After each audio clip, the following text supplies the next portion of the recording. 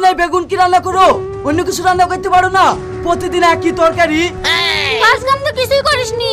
ভালো মন্দ খেতে হলে বাটা শুয়ে মোবাইল টিপলে হবে না। ধুর, আর ভাল লাগে না। একটা কথা বলেও শান্তি নাই। কিরে তোর আবার কি হলো? ওরকম করছিস কেন?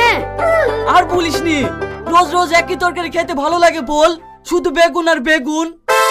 লেলে আর বেগুন খেতে হবে না, চ ওই ছোড়া খালো কি দেখে আসি।